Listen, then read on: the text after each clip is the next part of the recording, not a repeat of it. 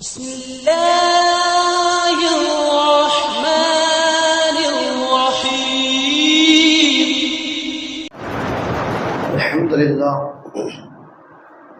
لله رب العالمين والعاقبة للمتقين والصلاة والسلام على سيدنا محمد وآله وأصحابه أجمعين. فقد قال الله تعالى في القرآن العظيم: واعبد ربك حتى يأتيك اليقين. فقد قال رسول الله صلى الله عليه وسلم: أحب الأعمال إلى الله أدومها وإن قل.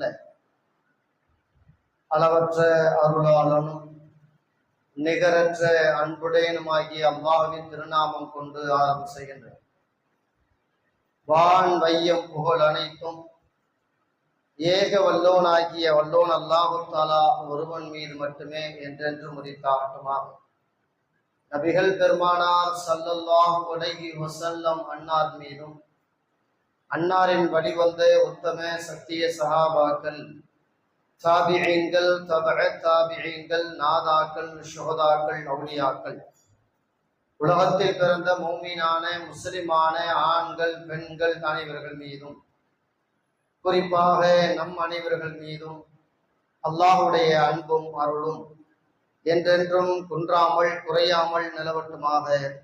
ஆமீன். அஸ்ஸலாமு அலைக்கும் வரஹ்மத்துல்லாஹி வபரகாத்துஹு. அல்ஹம்துலில்லாஹ். இந்த வருடத்தினுடைய ரமதான் மாதத்தின் இறுதி ஜும்மாவிலே நாம் பெற்றிருக்கிறோம். நோன்பை பற்றி நம்முடைய பழைய மனிதர்கள், நாடிமார்கள், தாதிமார்கள் எப்படி சொல்லுவார்கள்? நோன்பு முதல் 10 தவந்து போகும், 2வது 10 நடந்து போகும், 3வது 10 ஓடி போகும் என்பார். அந்த அளவிற்கு நேற்று தான் நோன்பை ஆரம்பித்ததை போல தெரிந்தது. இன்று 30வது நோன்பிலே நாம் வீற்றிருக்கிறோம்.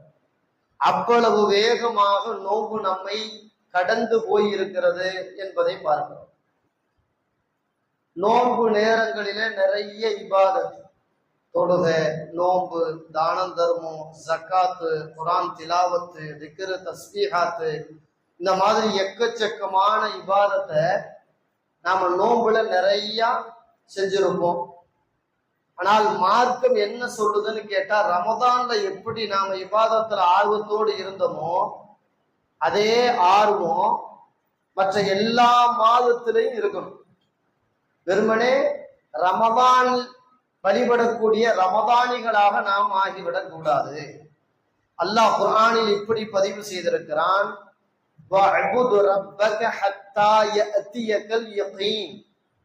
உங்களுக்கு மௌத்து வரும் வரை அல்லாஹுவை நீங்கள் வழிபட்டு வாருங்கள்.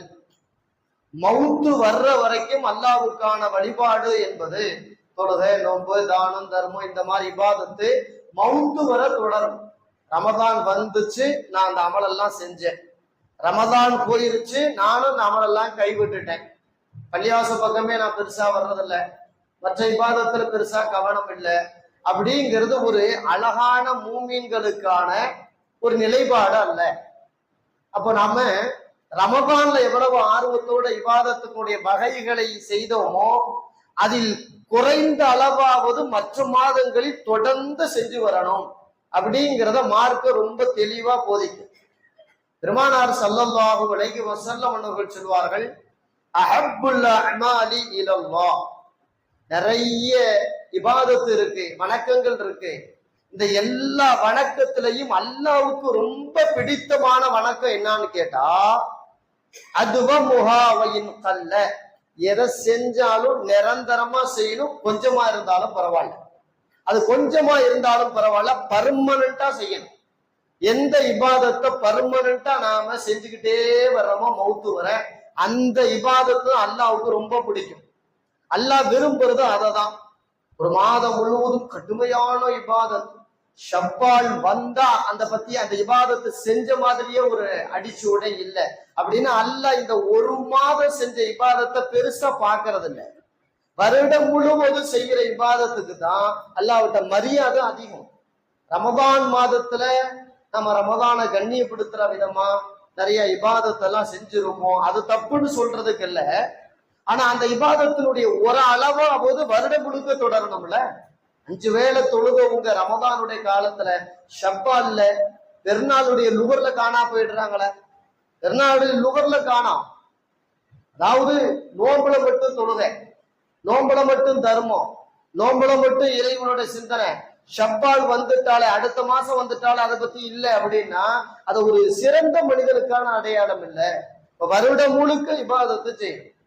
ஆயிஷா அம்மா பெருமானார் ஸல்லல்லாஹு இப்படி கேட்கிறாங்களே, ஹதீஸ் புகாரில நபி மொழி வருது. அல்லாஹ்வுக்கு ரொம்ப பிடிச்ச அமல் என்னான்னு கேட்கும் போதுதான் பெருமானார் ஸல்லல்லாஹு அலைஹி இந்த வார்த்தையை சொல்றாங்க, கொஞ்சமா செஞ்சாலும் நிறைய செஞ்சு, அதாவது கொஞ்சமா செஞ்சாலும் நிரந்தரமா செஞ்சுட்டு வாங்க. ஆயிஷா மாட்ட ஒரு முறை கேட்டாங்க பெருமானார் ஸல்லல்லாஹு அலைஹி இபாதத்தை பத்தி, ஹல் கான யஹுஸ்ஸு ஷைய்ய மினல் அய்யாம், ரசூலுல்லாஹ்வுடைய இபாதத்து குறிப்பிட்ட நாள்ல இந்த இபாதத்தும் அதிகமா செய்வாங்க அப்படின்னு ஏதாவது ஒரு இபாதத்து, ஒரு வணக்கம் இருக்கா? இந்த நாள்ல ரசூலுல்லாஹ் அளவு கடந்து இதை செய்வாங்க அப்படின்னு ஒரு குறிப்பிட்ட நாள் உண்டா அப்படின்னு கேட்ட பொழுது ஆயிஷா அம்மா சொன்னாங்க, கான அமலஹு தீமத்தன், ரசூலுல்லாஹ்வுடைய எந்த அமலும் குறிப்பிட்ட நாள்ல இருக்காது, அது நிரந்தரமா இருக்கும். ரசூலுல்லாஹ் சின்ன அமலும் பெரிய அமல் எதை செஞ்சாலும் நிரந்தரமா செய்வாங்க. ரமதான்ல செய்யற மாதிரியும் ஷவ்வால்ல, அதுக்கு அடுத்து வரக்கூடிய துல்காதா, துல்ஹஜ் எல்லா மாதத்திலையும் செய்வாங்க அப்படின்னு ஆயிஷா அம்மா சொல்லக்கூடிய நபிமொழி புகாரியில் பதிவு செய்யப்பட்டிருக்கிறது. அப்ப நோன்பு காலத்தோட நோன்பு முடிஞ்சிச்சுன்னு நினைச்சிடப்படாது, தொடர்ந்து செய்ய ஆசைப்படணும். ரமதான்ல 30 நோன்பு வச்சுட்டோம், அசால்ட்டா வச்சுட்டோமா இல்லையா? அசால்ட்டா நோன்பு மேல உள்ள இஷ்கு பிரியும், அந்த நோன்பை தானா வைக்க தோணுது. சரியா 3 மணி ஆயிட்டா அலாரம் வைக்காமலேயே ரமதான் மாசத்துல நாம எந்திரிச்சிடறோம். ரமதான் மாசத்துல அலாரம் தேவையில்லை. 3 மணி ஆயிட்டா தானா முடிப்பு வருத, சகரு வைக்கணும் அப்படின்னு தானா முடிப்பு வருத. அதே மாதிரி ஃபஜ்ரு தொழணும், தானா பள்ளிவாசல தேடி வந்துடுறோம். லுஹர் எல்லா இபாதத்துக்கும் எல்லா நேர தொழுகைக்கும் பள்ளியை நோக்கி வர்றோம். பள்ளியினுடைய லாஸ்ட் செஃப் வரை நிறையுத. ஏன் காரணம்? அந்த ரமதான் மாசத்து மீது உள்ள ஆசை. அதனால நம்ம அந்த இபாதத்தை செய்யறோம். அதே மாதிரிதான் அடுத்தடுத்த மாதங்கள்லயும் செய்யணும்னு சொன்னதுனாலதான் பெருமானார் ஸல்லல்லாஹு அலைஹி நோன்பு அப்படிங்கிறது, அது இந்த தொடர் நோன்பு அப்படிங்கிறது ரமலானோட முடிஞ்சிருச்சுன்னு நினைக்காதீங்க. அதுக்கு அடுத்து ஷவ்வால் மாதத்துல ஒரு 6 தொடர் நோன்பு இருக்கு அப்படின்னு ரசூலுல்லாஹ் அறிமுகப்படுத்துறாங்க. 6 நோன்பு வைக்கிறத பத்தி சொல்றாங்க. ரமலானு பரலுங்க, ஆனா அதுக்கு தொடர்ந்து வரக்கூடிய ஷவ்வால் மாதம் 6 நோன்பு சுன்னத்தான நோன்பு. சுன்னத்தான நோன்பு ரசூலுல்லாஹ் விடாத நோன்புல ஷவ்வால் நோன்பும் ஒண்ணு. பெருமானார் ஸல்லல்லாஹு அலைஹி சொல்றாங்க, அதாவது மன் ஸாம ரமலான ஸும்ம அத்பஅஹு ஷித்த மின் ஷவ்வால், அதாவது ரமதான் மாதத்தை தொடர்ந்து சித்தம் மின் ஷவ்வால், ஷவ்வால் மாதத்தின் 6 நோன்பை யாரு கடைபிடிப்பாரோ கானக சியாமி தஹர், அவர் வருடம் முழுவதும் நோன்பு வைத்தவரை போல. வருடம் முழுவதும் நோன்பு வைக்கிற மாதிரி. வருஷத்துல எத்தனை நாளுங்க? 360 நாள் இல்லையா? அல்லாஹ் குர்ஆன்ல என்ன சொல்றான்? மன் ஜாஅ பில் ஹஸனதி ஃபலஹு அஷ்ரு அம்சாலிஹா, நீங்க 1 செஞ்சா அதே மாதிரி 10 உங்களுக்கு நாம நற்கூலி தருவோன்றான். 10 தருவோன்னு சொல்றான். அப்படியே அந்த வசனத்தை எடுத்து ரசூலுல்லாஹ் சொன்ன வார்த்தையோட ஒப்பிட்டு பாருங்க. 30 நோன்பு வச்சுட்டோம், 300 நாள் நோன்பு வச்சு நன்மை கிடைச்சிருச்சு. இது 60 நாள் நிக்கிற. அதுக்குதான் ரசூலுல்லாஹ் சொன்னாங்க, இந்த 6 நோன்பையும் வச்சிருங்க, அந்த வருடம் முழுவதும் வச்சு நோன்பு நன்மை கிடைச்சிரும். கானக சியாமி தஹர் அப்படிங்கிற வார்த்தை வருடம் முழுவதும் கிடைச்ச நோன்பு வச்ச சவாப். அப்போ 30 நோன்பு அதோட சேர்த்து ஷவ்வால் மாதத்துடைய 6 நோன்பு. நிறைய பேர் நினைக்கிறாங்க, அதாவது ரம்ஜான் நோன்பு வைக்கிறது ஈஸி, 6 நோன்பு வைக்கிறது கஷ்டம். கிடையவே கிடையாது, கிடையவே கிடையாது. ரமதான் எப்படி ஈஸியா இருக்கோ அதே மாதிரி 6 நோன்பும் ஈஸி தான். மனசுதான் காரணம். காரணம் என்னன்னு கேட்டா, எல்லாரும் ரம்ஜான்ல நோன்பு வச்சிருப்பாங்க, நமக்கு ஈஸியா இருக்கு. ஆனா ஷவ்வால்ல பெரும்பாலும் நோன்பு வைக்கிறத சில பேர் மட்டும் வைக்கிறதுனால, சில பேர் மட்டும் வைக்கிறாங்கல்ல, அதனால கஷ்டமா தெரியும். அதையும் எல்லாரும் வச்சுட்டாங்கன்னா எல்லாத்துக்கும் அது ஈஸியா தான் தெரியும். அப்போ இந்த ரமதான் மாதத்தை போல அதை தொடர்ந்து இந்த ஷப்பான் மாதமும் நோன்பு வைக்கிறோம். ரமதானுக்கு மட்டும்தான் நான் இபாதத்துக்கு முக்கியத்துவம் கொடுப்பேன், மற்ற மாதத்துல நான் கண்டுக்க மாட்டேன் அப்படின்னா அது மிகவும் கண்டிக்கத்தகுந்தது. அது மிகவும் கண்டிக்கத்தகுந்தது. பெருமானார் ஸல்லல்லாஹு அலைஹி வஸல்லம் மௌத்தாகி இருக்கிறாங்க. புகாரில நபிமொழி வருது. ரசூலுல்லாஹ் மௌத்தாகி அவங்களுடைய புனித உடல் ஆயிஷா அம்மா வீட்டுல வச்சிருக்காங்க. வெளியூர் பயணத்தை முடிச்சிட்டு வரும்பொழுது செய்தி கேட்டவனே அபூபக்கர் நேரா வீட்டுக்கு வந்தாங்க. ரசூலுல்லாஹ்வுடைய முகத்தின் மீது மூடி இருந்த துணியை விலக்கி ஒரு முத்தம் கொடுத்துட்டு அப்படியே ரசூலுல்லாஹ் புன்புறுவலோடு இருப்பதை பார்த்து விட்டு வெளியே வந்தா, வீட்டை விட்டு வெளியே வந்தா சில சஹாபாக்கள் கூச்சல் போட்டுக்கிட்டு இருக்காங்க. அதுல ஒருத்தர் உமர் ரலியல்லாஹு அன்ஹு, ரசூலுல்லாஹ் யாராவது மௌத்தா போயிட்டாங்கன்னு சொன்னீங்க, இருக்கிற வாள் எடுத்து வெட்டி போடுவேன். ரசூலுல்லாஹ் மூசா அலைஹிஸ்ஸலாம் தூர் மலைக்கு அல்லாஹ்ட்ட பேச போனது மாதிரி ரசூலுல்லாஹ் போயிருக்காங்கப்பா, வந்துருவாங்க, ரசூலுல்லாஹ்க்கு மௌத்து கிடையாது அப்படிங்கிற மாதிரி ஒரு ஒரு ஒரு சாதாரணமான விஷயமா பேசினாங்க உமர் ரலியல்லாஹு. அபூபக்கர் ரலியல்லாஹு போனாங்க. உமர் இப்படி எல்லாம் பேசாத, உட்காருங்க. ஒரு உட்கார மாட்டேன்ட்டார். 2-3 முறை சொல்லி பார்த்தாங்க, உட்கார மாட்டேன்ட்டார். அப்பதான் அதாவது அபூபக்கர் ரலியல்லாஹு சொன்னாங்க, ஃபமன் கான மின்கும் யஅபுது முஹம்மது ஸல்லல்லாஹு அலைஹி வஸல்லம், யாரெல்லாம் முஹம்மது ஸல்லல்லாஹு அலைஹி வஸல்லம் அவர்களை வணங்கி கொண்டிருந்தீர்களோ ஃபஇன்ன முஹம்மது ஸல்லல்லாஹு அலைஹி வஸல்லம் கத் மாத், ரசூலுல்லாஹ் மௌத்தா போயிட்டாங்க, முஹம்மது ஸல்லல்லாஹு அலைஹி வஸல்லம் மௌத்தா ஆயிட்டாங்க. ரசூலுல்லாஹ் யாரும் வணங்கல. எப்படி சொல்ல வராங்கன்னு கேட்டா, ரசூலுல்லாஹ்வுடைய சொல்லுக்கு யாரெல்லாம் கட்டுப்பட்டு ரசூலுல்லாஹ் சொல்லுக்கு கட்டுப்பட்ட மாதிரி இருந்தீங்களோ, அதை தாண்டி நீங்க சிந்திக்காம இருந்தீங்களோ, ரசூலுல்லாஹ் மௌத்தா போயிட்டா அப்ப ரசூலுல்லாஹ்வுடைய மார்க்கத்தை விட்டு ஓடி போயிருவீங்களான்னு கேக்குறாங்க. ரசூலுல்லாவை வணங்கி கொண்டிருந்தவர்கள் கவனியுங்கள், ரசூலுல்லாஹ் மௌத்தாயிட்டாங்க, அப்ப உங்க இபாதத்தை விட்டுருவீங்களா? அடுத்த வார்த்தை சொல்லுவாங்க, அதாவது ஒமன்கான யஅபுதுல்லாஹ, யாரு அல்லாஹ்வை வணங்கி கொண்டிருந்தீர்களோ ஃபஇன்னல்லாஹ ஹத்தா லா யமூது, அல்லாஹ் மௌத்தா போறதே கிடையாது, நீங்க பர்மனன்ட்டா அந்த இபாதத்தை தொடரணும்டாங்க. அப்போ ரசூலுல்லாஹி ஸல்லல்லாஹு அலைஹி வஸல்லம் காலத்துல ஈமான்தாரியா இருந்துட்டு ரசூலுல்லாஹ் காலத்துக்கு பிறகு ஈமானை விட்டு வெளியே போறவங்களை பார்த்து உமர் ரலியல்லாஹு அன்ஹு அபூபக்கர் சொன்ன வார்த்தை அதேதான். அதாவது மார்க்க அறிஞர்கள் சொல்றாங்க, ரமதான் மட்டும் தொழுக வணக்கம் இபாதத்து இருந்த ஆளுங்க, அப்ப நீங்க அல்லாஹ்வை வணங்குனீங்களா ரமதான் மாதத்தை வணங்குனீங்களா? ரமதான் மாதத்தை வணங்குறதா இருந்தா ஓகே, ரமலான் மட்டும் இபாதத் செஞ்சா போதும். அல்லாஹ்வை வணங்குறதா இருந்தா, அல்லாஹ் எல்லா மாசமும் இருக்கிறானே, எல்லா வருஷமும் இருக்கிறானே இல்லையா, அவனுக்கு மௌத்தே கிடையாது. அப்ப அல்லாஹ்வை வணங்கக்கூடிய கொள்கையில இருக்கிறவங்க எல்லா மாதமும் தொழுகணும், எல்லா மாதமும் இபாதத்து செய்யணும், நோன்பு, தானம் தரமோ, குர்ஆன் திலாவத்து, திக்ரு, தஸ்பீஹாத்து, இப்படி எல்லா மாதமும் இதை செய்யணுமா இல்லையா? பெருமானார் ஸல்லல்லாஹு அலைஹி வஸல்லம் அவர்கள் அதனால்தான் இந்த ரமதானை போல மற்ற மாதங்களிலும் நீங்கள் கவனம் செலுத்த வேண்டும் அப்படின்னு சொல்றதுக்கு தான் ஷவ்வால் மாதத்துல நோன்பு வைங்கன்னு சொன்னாங்க. அதுக்கு அடுத்து வரக்கூடிய துல்ஹஜ் மாதத்துல நோன்பு வைங்கன்னு சொன்னாங்க. அதுக்கு அடுத்து வர மாதத்துல முஹர்ரம்ல நோன்பு வைங்கன்னு சொன்னாங்க. காரணம் என்னன்னு கேட்டா, ரமதானோடு நோன்பு சுருக்கிக்காதீங்க. நோன்புனுடைய நிலை வருடம் முழுவதும் இருக்குது. மாதத்துல 3 நாள் நோன்பு வைக்கிறது, இந்த மாதிரி நிலையெல்லாம் வருடம் முழுவதும் நோன்பு வைக்கிறது இருக்கிறதுனால நீங்க இபாதத்தை ரமலானோட சுருக்காதீங்கன்னு சொன்னாங்க. இதில் நாம அதிகப்படியான கவனம் தேவை. அதே போல நாளைக்கு பெருநாள். பெருநாள்ல பெரும்பாலும் நாம என்ன இபாதத்தா செய்ய போறோம் அப்படின்னு கேட்டா, 2 தான். ஒன்று பிற ஏழைகளை மகிழ்வித்தல், இரண்டாவது அல்லாஹ்வை மகிழ்வித்தல். இது 2 தான் பெருநாளுக்கான அடையாளம் இல்லையா? வேற எதுவும் பெருநாள் இஸ்லாத்துல கிடையாது. இப்படிதான் பெருநாள் நாம இது வரைக்கும் கொண்டாடிட்டு வரோம், இப்படிதான் கொண்டாடும். அப்போ இந்த ஏழைகளுக்கு சந்தோஷப்படுத்துதல் அப்படின்னு பார்க்கும் பொழுது பெருமானார் ஸல்லல்லாஹு அலைஹி வஸல்லம் சொல்றாங்க, அம்மா வனியுக்கும் ஃபயுஸக்கிஹில்லாஹ், அதாவது பணக்காரர்கள் நீங்க நோன்பு வச்சதுக்காக ஃபித்ரா காசை, ஃபித்ரா உணவு பொருளை நீங்க பிற மக்களுக்கு தேவையுள்ளவங்க நீங்க கொடுத்தீங்கன்னு சொன்னா, பணக்காரர்கள் கொடுத்தால் அல்லாஹ் தஆலா அவர்கள் செல்வங்களை எல்லாம் தூய்மைப்படுத்துகிறான், செல்வங்களை எல்லாம் தூய்மைப்படுத்துகிறான். அம்மா ஃபகீருக்கும், உங்களில் ஏழைகள் நீங்கள் ஃபித்ரா காசை பிறருக்கு கொடுத்தால் ஃபயருத்துல்லாஹு அலைஹி அக்ஸர மிம்மா அத்தாஹு, நீங்க கொடுக்கிறத விட பன்மடங்க ஏழைகளே உங்களுக்கு அல்லாஹ் மீண்டும் தருவான். 2மே சுப செய்தி தான். பணக்காரர் கொடுத்தால் உங்களுடைய சொத்து சுகத்துக்கு பாதுகாப்பு, அல்லாஹ் பரிசுத்தமாக்கி வச்சிருவான், யாரும் அதை ஒண்ணும் பண்ண முடியாது. ஏழைகள் நீங்களே கொஞ்சம் தான் வச்சிருக்கீங்க, அதுலயும் கொஞ்சம் யாருக்காவது கொடுத்தீங்கன்னா கொடுத்தது அப்படியே அல்லாஹ் பன்மடங்கா பெருக்கி தருவான். அதனால ஏழை பணக்காரன் அப்படி இப்படின்னு பார்க்காம பாகுபாடு இல்லாம எல்லாரும் பித்ரா கொடுங்க, எல்லாரும் பித்ரா கொடுங்க. பித்ரா கொடுக்க முடியாதுங்கிற நிலையில ரொம்ப கஞ்சிக்கே வழி இல்லாதவங்க கணக்கு வேற. அதை தாண்டி எல்லாரும் கொடுக்கணும். பித்ரா காசு, பித்ரா உணவு பொருள் அப்படிங்கிறது எல்லாரும் கொடுக்க வேண்டிய கடமை.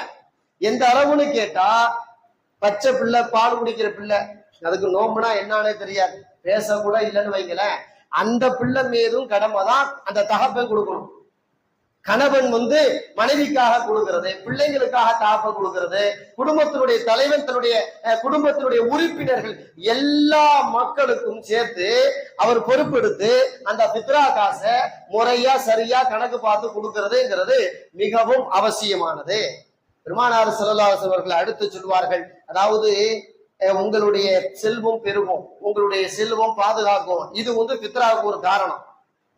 இன்னொரு காரணத்தை சொல்றாங்க, ஜகாத்துல் ஃபித்ரி துஹ்ரத்தன், அதாவது இந்த பித்ரா காசு நீங்க கொடுக்குறீங்க இல்லையா, அது உங்களை சுத்தப்படுத்தும். லிஸாயிம் மினல் லஹ்பி வல் ஃபரஃபஸ், கெட்ட பேச்சுக்கள் ரமலான்ல ஏதாவது நீங்க தவறி பேசி இருக்கலாம், கெட்ட செயல்பாடுகள் முகம் சுளிக்கிற மாதிரி ஏதாவது ஒண்ணு நடந்திருக்கலாம். இதனால அல்லாஹ் தஆலா அந்த ரமலான் நோன்பு தூக்கி குப்பையில போடக்கூடாது. அப்ப என்ன செய்யணும், இறைவா என்னுடைய நோன்புல குறைபாடு இருக்கலாம், கெட்ட விஷயங்கள் கலந்திருக்கலாம், தவறானது கலந்திருக்கலாம், அதனால அதுக்கு பகரமா இந்த பித்ரா கொடுத்துற ரஹ்மானே, இந்த பித்ராவை நீ பித்யாவா வாங்கிக்கிட்டு அந்த நோன்புடைய பரிபூர்ண கூலியை கொடு அப்படிங்கிறதுக்கு தான் நாம பெரும்பாலும் பித்ரா கொடுக்கிறது அப்படின்ட்டு பெருமானார் ஸல்லல்லாஹு அலைஹி வஸல்லம் அவர்கள் பித்ராவுடைய அடுத்த நோக்கத்தை நமக்கு சொல்றாங்க. அதே போல பெருமானார் ஸல்லல்லாஹு அலைஹி வஸல்லம் மூன்றாவது நோக்கம் சொல்லுகிறார்கள் பித்ராவிலே, அதாவது இந்த ஒரு தினத்திலாவது, இந்த பண்டிகை இந்த ஈது தினத்திலாவது சாப்பாட்டுக்கே வழி இல்லைன்னு பசியோட படுக்கும்படி ஏழைகளை விட்டு விடாதீங்க, சோத்துக்காக தெருவுலை கையேந்திர அளவுக்கு விட்டு விடாதீங்க, அவங்கள தேடி போய் நாம நல்ல உணவு உண்ண போறது மாதிரி அவங்களுக்கும் உணவுக்கான ஏற்பாட்டை நீங்க தேடி போய் பித்ரா காசு கொடுங்க. பெருமானார் ஸல்லல்லாஹு அலைஹி வஸல்லம் ஒரு பித்ராவுக்கு எத்தனை காரணங்களை சொல்லி இந்த உம்மத்தை ஆர்வப்படுத்துகிறார்கள். உனக்கு நல்ல உணவு சாப்பிடணும், ருசியான உணவு சாப்பிடணும், இறைச்சி எடுக்கணும், அதை இதை சமைக்கணும் அப்படின்னு ஆசையோடு நீ செய்யறல்ல, எத்தனையோ வீடுகள்ல கஞ்சிக்கு கூட வழி இல்லாம வெளியே சொல்லதும் வெக்கப்பட்டுக்கிட்டு அவன் இருக்கலாம், அல்லது அன்னைக்கும் கூட தர்மம் கேட்டுக்கிட்டு ஊருக்குள்ள சுத்தலாம். அவனை ஊருக்குள்ள சுத்த விடாத அளவுக்கு அவன் வீடு தேடி போய் கொடுத்து நீ சாப்பிடுற மாதிரி அவனை சாப்பிட வை. பெருமானார் ஸல்லல்லாஹு அலைஹி வஸல்லம் அவர்கள் இப்படியாக நிறைய காரணங்களை பித்ராவுக்காக சொல்றாங்க. அதனால நாம பித்ராவை சரியா கொடுக்க முயற்சி பண்ணணும். பித்ராவும் கூட சட்டம் தெரிஞ்சிருக்கணும். பெருமானார் ஸல்லல்லாஹு அலைஹி வஸல்லம் சொல்றாங்க, தொழுகைக்கு வர்றதுக்கு முன்னாடி கொடுத்தா அதுக்கு பேர் தான் பித்ரா, தொழுத பிறகு கொடுத்தாலும் அதுக்கு பேர் சாதாரணமான தர்மம். பித்ராவுக்கு எவ்வளவு உயர்வான நன்மை கிடைக்குமோ அந்த நன்மை தொழுத பிறகு கொடுத்தா கிடைக்காது, கிடைக்கும் அந்த அளவுக்கு கிடைக்காது. தொழுகைக்கு வர்றதுக்கு முன்னாடி கொடுத்தோம். நாஃபி ரஹிமஹுல்லாஹ் சொல்லுவாங்க, அப்துல்லாஹ் இப்னு உமர் ரலியல்லாஹு அன்ஹு ஒரு 2-3 நாளைக்கு முன்னாடியே பித்ராவை கொடுத்துருவாங்களாம். நாளைக்கு பெருநாள்னா 2-3 நாளைக்கு முன்னாடியே பித்ராவை தேடி கொண்டு போய் யாரு என்ன எப்படின்னு பார்த்து கொடுத்துருவாங்களாம். இன்னும் ஹதீசுகள் வருது, அதாவது சில நபித்தோழர்கள் ரமலானுடைய பாதியிலிருந்து கூட கொடுக்க ஆரம்பிச்சிருவாங்க பித்ரா காசை. கொடுக்கலாம், தப்பு கிடையாது. முன்கூட்டி ஒரு நன்மையை செய்யறதுனால தப்பு இல்லை, ஆனா நேர கடந்த பிறகு செய்யறது தான் அதுக்கு மதிப்பு இல்லாம போயிடும். ஆனா பித்ராவுக்கு சரியான நேரம் என்ன மார்க்கத்துல சொல்லப்படுது, அதாவது சூரியன் உதித்ததிலிருந்து முசல்லாவுக்கு வருவதற்கு உண்டான இடைப்பட்ட நேரம், இதுதான் சரியான நேரம். இந்த நேரம் தான் சரியான நேரம். அதாவது சூரியன் உதிக்கிறதுல இருந்து தொழுகைக்கு வர்றதுக்கு முன்னாடி ஒரு 1 மணி நேரமோ 2 மணி நேரமோ அப்படி இருக்கும் பட்சத்துல அது இந்த நேரம், அந்த நேரத்துல நீங்க ஏழைகள் தேடி போய் கொடுக்க சாத்தியப்பட்டா கொடுக்கலாம். அதுக்கெல்லாம் எனக்கு நேரம் இல்லைன்னு சொன்னா முற்கூட்டியே கொடுத்துறது நல்லது, முற்கூட்டியே கொடுத்துறது நல்லது. இதுல சட்டம் இருக்கிறது. ஹனஃபியாக்களுடைய சட்டம் என்னன்னு கேட்டா, அதாவது பெரும்பாலும் உணவு பொருளை கொடுப்பதை விட அதனுடைய கிரயத்தை கொடுப்பது நல்லது, அதனுடைய காசை கொடுத்துறது நல்லது. நாம பெரும்பாலும் அரிசி தான் பயன்படுத்துறோம்னா அந்த அரிசியினுடைய அளவு எவ்வளவுன்னு பார்த்து அந்த அரிசியினுடைய காசை கொண்டு போய் கொடுக்கறது அது சிறப்பு. அது கூட ஷாஃபியாக்கள்ல இமாம் ஷாஃபி ரஹ்மத்துல்லாஹி சட்டம் சொல்றாங்க, ஹதீஸுகள்ல தானியம்னு வர்றதுனால தானியத்தையே கொடுங்க, காசா கொடுக்காதீங்க அப்படின்னு இமாம் ஷாஃபி ரஹ்மத்துல்லாஹி சட்டம் சொல்றாங்க. எப்படியோ காசோ அல்லது உணவு தானியங்களோ ஏதேனும் ஒன்றை அவர்கள் உண்ணுவதற்காக ஏதேனும் ஒன்றை அந்த பித்ரான்னு கொடுத்துட்டு வர்றது வலியுறுத்தப்பட்ட செயல்பாடாக இருக்கிறனால நோன்பு வச்சிருந்தாலும் வைக்காட்டினாலும், சின்ன பிள்ளையா இருந்தாலும் பெரிய பிள்ளையா இருந்தாலும், ஆணா இருந்தாலும் பெண்ணா இருந்தாலும், யாரா இருந்தாலும் எல்லாத்தின் மீது கடமை. அந்த தலைவர், அந்த குடும்பத்து தலைவர் எல்லாத்துக்குமா பார்த்து அவர் கொடுத்துறது அதன் மீது பொறுப்பாக இருக்கிறனால பித்ராவுடைய நிலைப்பாடு இதுதான். இதுல கவனிக்க வேண்டியது ஒண்ணும் என்ன தெரியுங்களா? தயவு செஞ்சு உங்களுடைய பித்ரா காசுகளை உங்க சொந்த பந்தத்துக்கு கொடுங்க, உங்க அக்கம் பக்க வீட்டுக்கு கொடுங்க, உங்க மகல்லாக்குள்ள கொடுங்க. எவனோ ஒருத்தன் இயக்கத்தின் பேரால வசூலுக்கு வருவான், பித்ரா காசு எங்கிட்ட கொடுங்க, நாங்க வசூல் பண்ணி சரியான ஏழைகளை பார்த்து அரிசி கறி அப்புறம் அதுல சமைக்க தேவையான அது இது எல்லாம் சேர்த்து ஒரு பை போட்டு பொட்டலாம் கொடுக்குறோம் அப்படின்னு வருவான். தயவு செஞ்சு கொடுக்குறாரு. ஏன்னா நீங்க கொடுக்குற காசுல இதுவரைக்கும் தமிழகம் பார்த்திருக்கிறது பித்ரா காசை வசூல் பண்ணி கொள்ளையடிச்சு கூட்டம் தான் நிறைய. சில கோடிகளை கொள்ளையடிச்சு அவன் சொந்த பயன்பாட்டுக்கு பயன்படுத்திட்டான். ஒரு 10 கோடி வசூல் ஆகுதுன்னா 3 கோடியை கொடுத்துட்டு 7 கோடி ஆட்டையை போட்டுட்டான். இது நிதர்சனமா தமிழகத்தை பார்த்திருக்கிறோம். அதனால இந்த இயக்கத்துக்காரன் பித்ரான்னு கேட்டு வந்தாலும் கொடுக்கப்படாது, ஜக்காத்துன்னு கேட்டு வந்தாலும் கொடுக்கப்படாது. ஜக்காத்தையும் பித்ராவையும் நீங்களே நேரடியா போய் உங்களுக்கு தெரிஞ்சவங்க அறிஞ்சவங்க அவங்களுடைய குடும்ப பின்புலம் என்ன, அவங்களுடைய வருமானத்தின் நிலை என்ன, அதையெல்லாம் நாம தெரிஞ்சிருக்கனால நேரடியா போய் கொடுக்கறது என்ன கஷ்டம். சில பேர் வெளிநாடுகள்ல இருக்காங்க, ஐரோப்பா நாடுகள்ல இப்படி எல்லாம் படக்குன்னு பக்கத்துல கொடுத்துட முடியாதுன்றாங்க. அமெரிக்கா மாதிரி நாடுகள்ல போய் கொடுக்கலாம் முடியாதுன்றாங்க. அப்ப அங்க இருக்கிறவங்க என்ன செய்ய வேண்டியது, உங்க தாய் பிள்ளை ஊர்ல இருப்பாங்கல்ல, இந்தியாவுல இருக்காங்களா இல்லையா, அந்த தாய் பிள்ளை அணுகுங்க. அவங்கள அணுகி ஏப்பா என்னுடைய இந்த சக்காத்தை என்னுடைய இந்த பித்ராவை நீ நம்ம சொந்த பந்தத்துக்கு கொடுப்பா அல்லது நம்ம மகல்லாவுல கொடுப்பா அப்படின்னு அவங்க அங்க இருந்து சொல்றது பெட்டரா இருக்குமே. எவனோ ஒரு இயக்கத்துக்காரனுக்கு கொடுத்து அவன் கொடுத்தானா கொடுக்கலையா, கொள்ளையடிச்சானா அடிக்கலையா இப்படிங்கிற டவுட்ல இருக்கிறத விட தெளிவா கொடுத்துட்டு போயிடலாமா இல்லையா? அப்ப இயக்கத்தின் பேரால சுற்றுவோர்களிடத்துல இந்த பித்ரா காசை கொடுத்து உங்களுடைய பித்ராவை வீணடித்து விடக்கூடாது. இதை இன்னொரு கவனிக்க வேண்டியது என்ன தெரியுங்களா?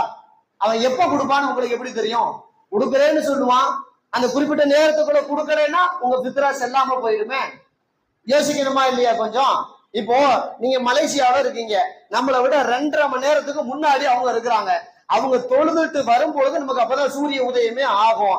இவன் என்ன பண்ணா, சூரிய உதயத்துக்கு பிறகு கொடுக்குறேன்டானா அந்த தொழுகையை முடிச்சுட்டானே. தொழுகை முடிச்சுட்டா பித்ராவா இருக்காத? யோசிக்கணுமா இல்லையா?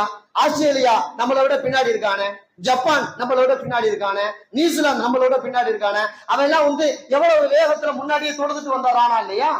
அப்போ வெளிநாடுகள்ல இருக்கிறவங்க அவங்கவுங்க தாய் பிள்ளைகிட்ட அணுகி முறுக்கூட்டியே கொடுக்கறது இருக்கிறதுல சிறப்பு. அப்ப பித்ராவுடைய நிலைப்பாடு என்ன எப்படிங்கிறத நம்ம விளங்கி வச்சுக்கணும். பித்ராவுடைய ஒரு கணக்கெடுப்பு ஒரு அறிஞர் சொல்றாருங்க. அதாவது இந்தியாவுல 25 கோடி பேர் இருக்காங்க, 25 கோடி பேர் இருக்காங்க. குறைஞ்சது 20 கோடி பேர் பித்ரா காசு கொடுக்குறாங்க. குறைஞ்சது 140 ரூபா ஒரு ஆளுக்குன்னு வைங்களேன். 20 கோடி பேர் 140 போட்டீங்கன்னா கிட்டத்தட்ட 2800 கோடி. அதாவது பித்ரா காசுங்கிற பேர்ல முஸ்லீம் சமூகம் எந்த அளவுக்குன்னா தனக்குள்ளே பரிமாறிக்கொள்கிறது 2800 கோடி. இது பேசும் பொருளா இல்லையா? என்ன மீடியாக்காரனா பேசுவானா? பேச மாட்டான். பேசினா முஸ்லிம்களுடைய பெருமை எல்லாம் வெளியே வந்துடும் அப்படிங்கறதுனால அச்சய தீர்த்தின் போது 9000 கோடி தங்கம் விற்பனையானது அப்படிமா, தீபாவளியின் போது பட்டாசு 600 கோடிக்கு விற்பனையானது அப்படிமா, அதே போல புத்தாண்டின் போது மது விற்பனை 500 கோடிக்கு விற்பனையானது அப்படிமா. இப்படி எல்லாம் மீடியாக்காரன் பேசுறானே, சத்தமே இல்லாம 1400 வருஷமா இந்திய தேசத்துல 2800 கோடி அல்லது ஏறக்குறைய ஓரிரு நாளைகளுக்குள்ளாக பட்டுவாடை பண்ணுகிறத இது பேசும் பொருளா இல்லையா? எவனும் பேச மாட்டான். நாம தான் பேசி வெளியே கொண்டு வரணும். இதே முஸ்லிம் சமூகம் தர்மத்திற்கென்றே பிறந்த சமூகம், முஸ்லிம் சமூகம் இரக்கத்திற்கென்றே பிறந்த சமூகம், முஸ்லிம் சமூகம் பிறருக்கு அள்ளி கொடுப்பதற்கென்றே பிறந்த சமூகம். இதை நாம் தான் பிறருக்கு எடுத்து சொல்ல வேண்டிய பொறுப்பும் நமக்கு இருக்கிறதே. அப்போ இந்த தானம் தர்மத்தை எல்லாம் பெருமானார் ஸல்லல்லாஹு அலைஹி வஸல்லம் அவர்கள் நோன்பை ஒட்டி நமக்கு நினைவுபடுத்தி விட்டு போயிருக்கிறார். அதே போல பண்டிகைனா ரசூலுல்லா காலத்துல எப்படி இருந்துச்சு அப்படின்னு சொல்றாங்க. புகாரில நபிமொழி இப்படியே பதிவு செய்யப்பட்டிருக்கு. சில சின்ன பிள்ளைங்க கஞ்சீரான் தமிழ்ல சொல்லுவோம்ல, தப்சுன்னு சொல்லுவோம்ல, அதை அப்படியே தட்டிக்கிட்டே நேரா பெருநாள் அன்னைக்கு வீடு வீட்டுக்கு சும்மா விளையாடுவாங்களாம் பிள்ளைங்க. அப்படியே தட்டிக்கிட்டே ரசூலுல்லா வீட்டுக்கு வந்தாங்க. ஆயிஷா வந்து ஹதீஸ சொல்றாங்க, ரசூலுல்லா வீட்டுக்கு வந்தாங்க, பெருநாள் அன்னைக்கு சும்மா தட்டிக்கிட்டே வர்றாங்க. வரும் பொழுது ரசூலுல்லா நிக்கிறாங்க, அபூபக்கர் நிக்கிறாங்க, ஆயிஷாமா நிக்கிறாங்க. அப்ப அபூபக்கர் சொன்னாங்களாம், அதாவது அபி முஸ்மூரி ஷைத்தான் ஃபி பைத்தி ரசூலுல்லாஹி ஸல்லல்லாஹு அலைஹி வஸல்லம், ரசூலுல்லாஹ்வுடைய வீட்டிலேயே ஷைத்தானுடைய இசைக்கருவிகள் இசைக்கப்படுகிறா அப்படின்னு அந்த சின்ன பிள்ளைங்களை ஹராம் ஹராம்னு திட்டுனாங்களாம். ஹராம் செய்யாத, ரசூலுல்லா வீட்டுக்கு முன்னாடியே பாவம் செய்யற அப்படின்னு திட்டுனாங்களாம் அந்த தப்ச அடிக்கிறத பார்த்துட்டு. அப்போ பெருமானார் ஸல்லல்லாஹு அலைஹி சொன்னாங்க, தஅஹுமா யா அபூபக்கர் தஅஹுமா, அந்த சின்ன பிள்ளைகளை விடு அபூபக்கர், விடு விடு அப்படின்னு சொல்லிட்டு, இன்னலி குல்லி யௌமின் ஈதின், ஒவ்வொரு கூட்டத்துக்கும் பண்டிகை பெருநாளும் ஒண்ணு இருக்கு. வஹாதா ஈதுனா, இன்றைக்கு நம்முடைய ஈது நாள், அதனால இப்படி எல்லாம் தப்ஸ் எல்லாம் அடிச்சு சின்னவங்க பெரியவங்க எல்லாரும் சந்தோஷமா இருக்கிறது பாவம் இல்ல, அதை விட்டுடு, அதை வந்து என்ஜாய் பண்ணட்டும் அப்படின்ட்டு அபூபக்கர் ரலியல்லாஹு அவர்களுக்கு பெருமானார் ஸல்லல்லாஹு அலைஹி வஸல்லம் சொல்லி இருக்கிறார்கள். அப்போ தப்ஸ் மார்க்கத்துல அடிக்கலாமான்னு கேட்டா அடிக்கலாம், அதே நேரத்துல சந்தோஷமா இருக்கலாமான்னு கேட்டா இருக்கலாம். அதே ஹதீஸ்ல அடுத்து வருது, ஆயிஷா அம்மா சொல்றாங்க, அபிசீனிய கருப்பர்கள் அதாவது ஒரு வீர விளையாட்டு விளையாண்டாங்க. எங்க? ரசூலுல்லா வீட்டு பக்கத்திலே ஒரு மைதானம். பெருநாள் அன்னைக்கு ஒரு வீர விளையாட்டு, அதாவது பெருநாள் சந்தோஷத்தின் வெளிப்பாடாக விளையாடும் பொழுது நான் வீட்டுக்குள்ள இருந்து எட்டி பாக்குறேன், அந்த விளையாட்டை பார்க்கணும்னு ஆசை. ரசூலுல்லா வந்தாங்க, விளையாட்டை பார்க்கணுமா உனக்கு, விளையாட்டை பார்க்கணுமா, சரி வா நான் விளையாட்டை உனக்கு பாக்குறதுக்கு கூட்டிட்டு போறேன் அப்படின்னு கூட்டிக்கிட்டு வந்து எனக்கு பின்னாடி வச்சுக்கிட்டாங்க. என் மேல தலைய அதாவது வெயில் விடாம இருக்க ஒரு துணியை பொத்தி விட்டு, இப்ப பாரு அவங்க விளையாடுறத அப்படின்ட்டு பெருநாள் தினத்துல சொன்னாங்க. பெருநாள் தினத்துல சொன்னாங்க. நான் வந்து பாத்துக்கிட்டே இருந்தேன். போர் அடிச்ச உடனே போக முன்னே ரசூலுல்லாஹ் மீண்டும் என்ன கொண்டு போய் வீட்டுல விட்டாங்க. அப்படின்னா இந்த ஹதீஸுக்கு கீழாலே சட்டம் எழுதுகிறார்கள், பள்ளிவாசல் வளாகத்திலோ அல்லது ஒரு பொது இடத்திலோ உங்களுக்கு விளையாடுவதற்கு நேரம் கிடைத்தால் ஹராம் அல்லாத விளையாட்டை பெருநாள் தினத்தில் விளையாடலாம், அதை பார்க்கலாம், ரசிக்கலாம். இதுவெல்லாம் பெருநாள் பண்டிகையினுடைய குதூகலம் என்று பெருமானார் ஸல்லல்லாஹு அலைஹி வஸல்லம் சொல்கிறார்கள். இன்னைக்கும் கூட சில கிராமங்கள்ல, அதாவது தஞ்சை மாவட்டம் மாதிரி சில ஊர்கள்ல பாத்தீங்கன்னா பெருநாள் விளையாட்டுன்னு இருக்குது. பெருநாள் விளையாட்டு அந்த சாயந்தர நேரத்துல ஒரு குறிப்பிட்ட மைதானத்துக்குள்ள போய் அந்த வாலிபர்கள் இளைஞர்கள் அதாவது ஹராம் இல்லாத முறையில விளையாடுறாங்கன்னா அது மார்க்கம் அனுமதித்தது. அதை ஊக்கப்படுத்த வேண்டியதும் கூட மூத்தவர்களின் கடமை. ஏன்னா ரசூலுல்லாஹ் காலத்துல இதெல்லாம் இருந்துச்சா இல்லையா? தஸ் அடிக்கிறது, விளையாடுறது, ஒருவருக்கு ஒரு சலாம் சொல்லிக்கிறது, இது எல்லாம் வந்து பெருநாள் தினத்துல சந்தோஷத்தின் வெளிப்பாடாக இதை தாராளமாக செய்யலாம், தப்பு கிடையாது. இன்னொரு விஷயம், பெருநாள் சொன்ன உடனே நாம எல்லாரும் கவனிக்க வேண்டிய விஷயம் என்னன்னு கேட்டா திடல் தொழுகை. திடலில் தொழுவது அவசியம் அப்படிங்கிற மாதிரி போஸ்ட் விட்டுறான். அதே மாதிரியே பீச்ல நாங்க பர்மிஷன் கேட்டு தொலை போறோம் அப்படின்றான். சில நேரங்கள்ல பாத்தீங்கன்னா கூத்து என்னன்னு கேட்டா, கடந்த ஆண்டுல ஒரு சர்ச்சில் போய் சர்ச்சுக்கு முன்னாடி உள்ள இடத்தை வாங்கி அங்க போய் திடல் தொழுதுருக்கான். மார்க்க இதுக்கெல்லாம் அனுமதி தந்திருக்கிறதா? திடல் தொழுகையினுடைய சட்டம் என்ன? அது எல்லாம் இல்ல. போஸ்டர் எடுத்து திடலுக்கு வந்து தொழுதால் தான் பெருநாள், பள்ளிவாசல் தொழுவது சிறப்பல்ல அப்படின்னு ஒரு தப்பான பிரச்சாரம் பண்ணிக்கிட்டு இருக்கான சில இயக்கவாதி. பெருமானார் ஸல்லல்லாஹு அலைஹி வஸல்லம் எப்படி தொழுதாங்கன்னு பாருங்க. ஜாபிர் இப்னு அப்துல்லா ரலியல்லாஹு தஆலா அன்ஹு அவங்க சொல்றாங்க, புகாரியில் நபிமொழி இருக்கு, கான நபி ஸல்லல்லாஹு அலைஹி வஸல்லம் இதா கால யௌமுல் ஈதின் காலஃபத் தரீக் இப்படின்னு ஒரு வார்த்தை இருக்கு. அதாவது ரசூலுல்லாஹி ஸல்லல்லாஹு அலைஹி வஸல்லம் அவர்கள் அதாவது பெருநாள் தொழுகைக்கு திடல் போய் ஒரு வழியாக போனார்கள், மறு வழியாக வந்து விட்டார்கள் அப்படின்னு இருக்கு. இதன் ஹதீஸின் கீழாலே சட்டம் எழுதுகிறார்கள். குறிப்பாக இமாம் ஷாஃபி ரஹிமஹுல்லாஹ் சொல்லுகிறார்கள், ரசூலுல்லாஹ் காலத்துல திடல் தொழுகை இருந்துச்சான்னு கேட்டா இருந்துச்சு. ஏன் ரசூலுல்லாஹ் திடல் தொழுகைக்கு போனாங்க அப்படின்னு ஹதீஸ் ஆய்வாளர்கள் சொல்றாங்க. ரசூலுல்லாஹ்வுடைய பள்ளி சின்ன பள்ளியா இருந்துச்சு. ரசூலுல்லாஹ்வுடைய பள்ளி சின்ன பள்ளியா இருந்துச்சு. அன்னைக்கு நேரத்துல தெருக்கள் எல்லாம் மிகவும் குறுகலான தெருவா இருந்துச்சு. ரசூலுல்லாஹ்வுடைய காலத்துல மஸ்ஜிது நபவி மட்டும் பள்ளிவாசல் கிடையாது, ஆங்காங்க சில குட்டி குட்டி பள்ளிவாசல் இருந்தது. அங்கே இமாம் இருந்தார், அங்கே பாங்கு சொல்லும் முஅத்தின் இருந்தார். இவர்கள் எல்லாம் மொத்தமாக பெருநாள் தொழுகைக்கு மஸ்ஜிது நபவியை நோக்கி வரும் பொழுது பள்ளிவாசல் இடம் பற்றாக்குறை, மக்கள் நிறைய வரும் பொழுது தெரு பெரிய விசாலமான தெரு கிடையாது. இதன் அடிப்படையிலும் பிறகு ரசூலுல்லாஹி ஸல்லல்லாஹு அலைஹி வஸல்லம் மதீனா தன்வசம் வந்த பிறகு தன் ஆட்சி வந்த பிறகு ரசூலுல்லாஹ் முடிவு பண்ணாங்க, முஸ்லிம்கள் நாங்க நிறைய பேர் இருக்கோம்னு காட்டுறதுக்காக யூத சமூகத்திற்கு.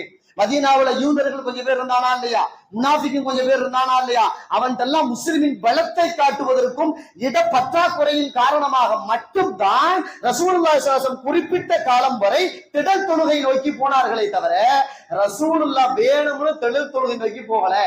நாம் ஷாஃபி ரஹ்மத்துல்லாஹ் தன்னுடைய அல் உம்மு என்ற நூலிலே இதையெல்லாம் இப்படி பதிவு செய்கிறார்கள். ஒருவருக்கு ஒரு இடத்திலே, ஒரு ஊரிலே, ஒரு மஹல்லாவிலே, அதாவது பெருநாள் தொழுகும் அளவிற்கு அந்த பள்ளி விசாலமாக கட்டப்பட்டிருந்தால் அவர்கள் பள்ளிக்குள்ளாலே பெருநாள் தொழட்டும், அவர்கள் திடலை நோக்கி போக வேண்டிய அவசியம் இல்லை. யார் சொல்றது?